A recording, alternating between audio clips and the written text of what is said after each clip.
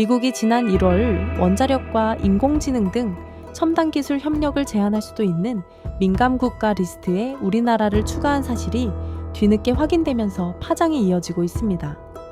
특히 이번 조치를 취한 주체는 미국의 에너지와 원자력 관련 정책을 총괄하는 부처인 에너지부인데요. 최악의 경우 원자력 등 기술 공유가 제한되고 양국 인력 교류와 공동 연구도 차질이 생길 수 있다는 우려가 나오고 있습니다.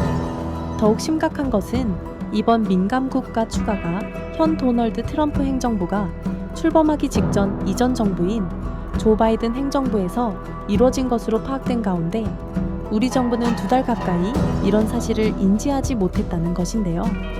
우리 정부 관련 부처 장관들이 미국 방문 계획을 잡는 등 부랴부랴 대책 마련에 나서고 있지만 늑장 대응이란 비판이 거셉니다. 미국이 민감 국가 지정의 이유를 공식적으로 밝히지 않고 있는 가운데 사유에 대한 추측이 무성한데요.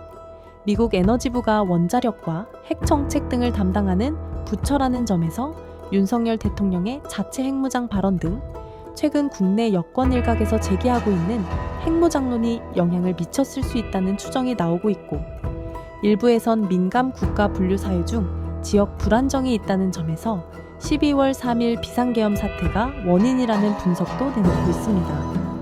이에 대해 여야는 엇갈린 시각을 드러내며 내탓 공방을 벌이고 있는데요.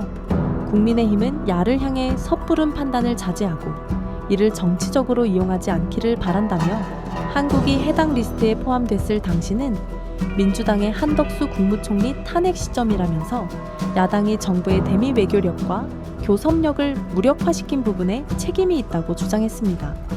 반면 더불어민주당은 본질 왜곡이자 정치 공세라고 반박하며 윤석열 대통령이 핵 보유와 관련해서 했던 발언이 있고 여당 주요 인사들도 근거 없고 실체도 없는 핵 보유 주장을 하면서 긴장감을 고조시켰던 게 결정적 이유라고 보고 있다고 강조했습니다. 그러나 원인이 무엇이든 오는 4월 15일부터 한국을 추가한 민감국가 명단이 실제로 시행되기 전에 한미 간 교섭을 통해 발효를 막아야 한다는 지적이 나오는데요.